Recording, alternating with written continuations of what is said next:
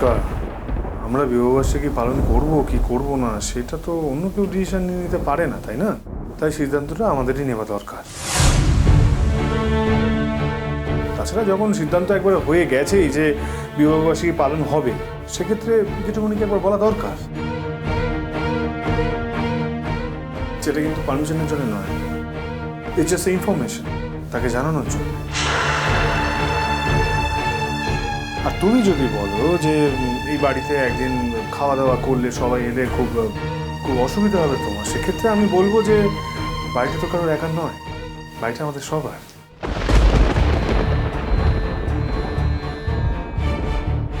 জেঠুমনিরও একার নয়, বাড়িটা সবার বাড়ি। আর যদিও আমার মনে হয় না যে জেঠুমনি এরকম কোনো অযৌক্তিক কথা বলবে, তবু আমি বলছি যে বাড়িতে জেঠুমনি নিজের অধিকার আছে, তার তার ভাইদের অধিকার আছে, তার ভাইপো ভাইজি তাদেরও অধিকার আছে, সেই বাড়িতে যদি জেঠুমনি অবজেকশন জানায় বা তুমি অবজেকশন জানাও, তাতেও কিন্তু এই অনুষ্ঠানটা হবে ছোটকা। যদি আমি এখানে অনুষ্ঠানটা করার মনস্থ করে থাকি। শুনলে বৌদি, শুনলে তোমাদের শঙ্খ সবার সামনে পরিষ্কার বলে দিল যে বড়দা যদি পারমিশন না দেয় তাহলে ওর কিছু এসে যায় না। ও যখন চাইছে এই বাড়িতে অনুষ্ঠান হবে তখন অনুষ্ঠান হবে, কারণ এ বাড়িতে ওর বাবারও শেয়ার আছে। তোমারও তো আছে। না, আমার শেয়ার আছে, আমি জানি সেটা তোকে বলে দিতে হবে না, কিন্তু আমি তো তোর মতো ভাবতে পারি না যে আমি পর্দার বাইরে গিয়ে কোনো রকম কাজ করবো। হ্যাঁ, কিন্তু জেঠুমনি তো তোমার অনেক কথা শিখিয়ে দেন, আচ্ছা সেগুলো কেন করো না ছোটকা? সেরকম আচ্ছা আচ্ছা, থাক না এসব কথা, থাক না। হ্যাঁ সত্যিই তাই, ঠিক বলেছ, এই কথাগুলোর কোনো শেষ নেই, তাই এই কথাগুলো থাক। শঙ্খ, আমি তোমাকে একটা অনুরোধ করছি।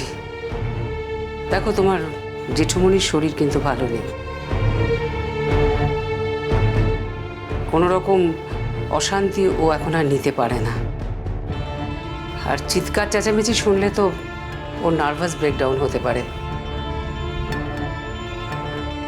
তাই বলছি, এমন কিছু করো না যাতে তোমার জেঠুমনির ক্ষতি হয়। এতদিন তো করিনি, হঠাৎ আজকে তোমার কেন মনে হচ্ছে যে এই কথাটা, পার্টিকুলার এই কথাটা আমাকে বলে দেওয়া প্রয়োজন? না, তখন থেকে তুমি ছোটুর সঙ্গে যেভাবে তর্ক বিতর্ক করছো, যেভাবে কথা বলছো, তোমাদের এই কথাগুলো কিন্তু তোমার জেঠুমনির কানে পৌঁছচ্ছে। আচ্ছা জেঠুমনি, তুমি তো একবারও ছোটকাকে সাবধান করলে না, তুমি শুধু আমাকে বললে কেন? ছোটকা তোমায় বৌদি বলে 2 ঢোক জল এক্সট্রা খায় তার জন্য? আরে জেঠিমনি সেটা তোমাকে হাতে রাখার জন্য করে, তুমি ডোন্ট ইউ আন্ডারস্ট্যান্ড? কি গো বৌদি, এ তো ক্লিয়ারলি বলে দিচ্ছে শঙ্খ যে এই বাড়িতে যদি সব থেকে কেউ খারাপ থাকে তাহলে সেটা আমি খারাপ। এটাই বলতে চাইছিস তো তুই, পরিষ্কার করে এটাই বলতে চাইছিস আমায়, ঠিক আছে? মানে তুই তো আমি পরিষ্কার দেখছি, তুই আমাকে ডেলিভারেটলি বোঝাতে চাইছিস যে আমি সব থেকে খারাপ, আমি হচ্ছে এখানকার সব থেকে অপমান করছিস, তুই আমাকে ইগনোর করছিস সবার সামনে।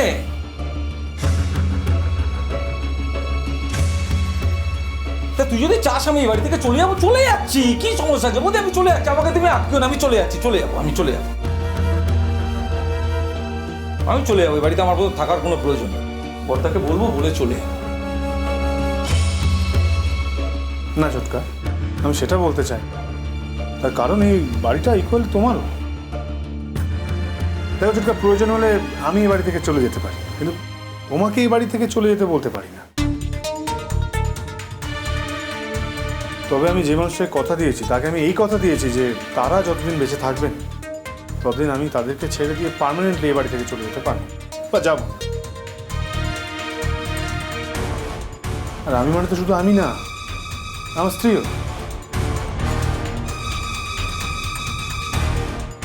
তাহলে তুমি বলো না ছোট, এই বাড়িতে যা যা ঘটনা ঘটেছে তারপরে কি মোড়ে ফিরে আসার কথা?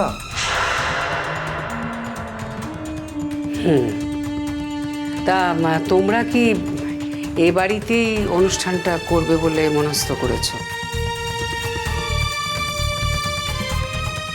না, এখনো ঠিক করিনি। এবারই বাগানেও করতে পারি।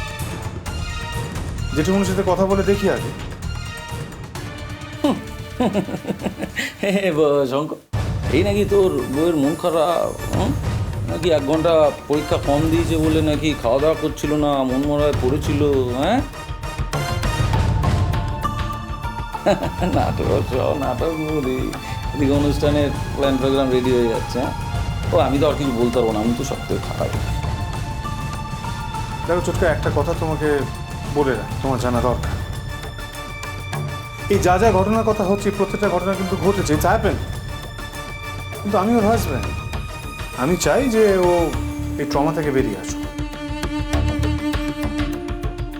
আমি যতটা সম্ভব ওর পাশে থেকেছি, এখনো থাকছি, আমি ভবিষ্যতেও থাকবো। ওর কষ্টটা আমি শেয়ার করার চেষ্টা করেছি, ব্যাস।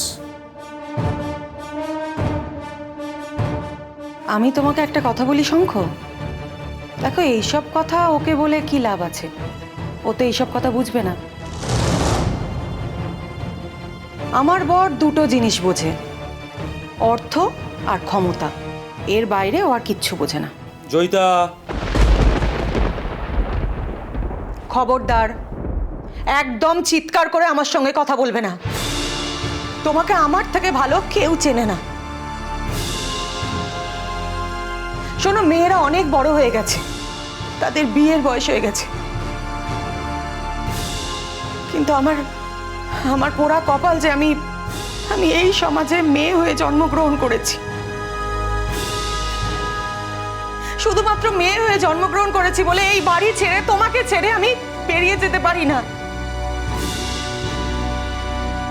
তোমার সঙ্গে এই বাড়িতে আমাকে পড়ে থাকতে হচ্ছে। তাই বলে তুমি ভেবো না যে তোমার প্রতি আমার শ্রদ্ধা, ভালোবাসা, ভক্তি কিচ্ছু আছে। কিচ্ছু নেই, কিচ্ছু নেই। যা করি সেটা শুধু আমার কর্তব্য করি, তার বাইরে কিচ্ছু না। ছোট মা, কেঁদো না প্লিজ, চুপ করো।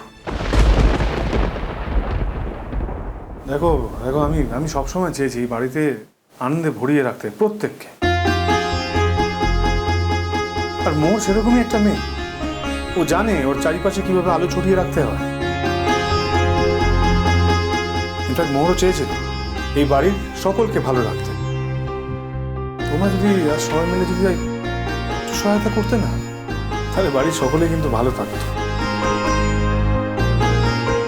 দেখো ছোটকা, very end of the day বাইরের লোকের সঙ্গে হাত মিলিয়ে কিন্তু আখিরে কোনো লাভ হয় না। এই দাঁড়া দাঁড়া দাঁড়া শঙ্খ, এক মিনিট। কে বাইরের লোক? কাকে বাইরের লোক বলছিস তুই? শোন, আমি সবার সামনেই বলছি, তোর মতো বেঈমান বলেই না ওকে তুই বাইরের লোক বলতে পারছিস। হ্যাঁ, যে মেয়েটাকে বিয়ে কমিটমেন্ট করে তুই বিয়ে করিস না, তাকে তুই বাইরের লোক বলছিস? হ্যাঁ, তুই বলতে পারিস শঙ্খ, এটা তুই পারিস, কিন্তু আমি পারি না। হ্যাঁ, ওর ক্রাইসিসে আমি ওর পাশে থাকি পাশে।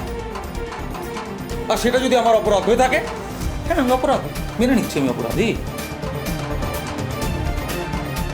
শঙ্খ, তুমি বরং ছোটকাকে একবার জিজ্ঞেস করো, উনি যে শ্রেষ্ঠার ক্রাইসিসে পাশে থাকেন, তা শ্রেষ্ঠা যার জন্য ক্রাইসিস তৈরি করে, উনি তার ক্রাইসিসে কেন পাশে থাকেন না?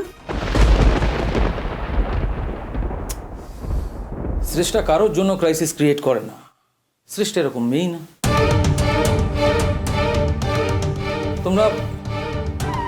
তোমরা শ্রেষ্ঠাকে আসলে চিনতেই পারোনি, ওকে বুঝতেই পারো, সেই জন্য তোমরা এরকম বলছো।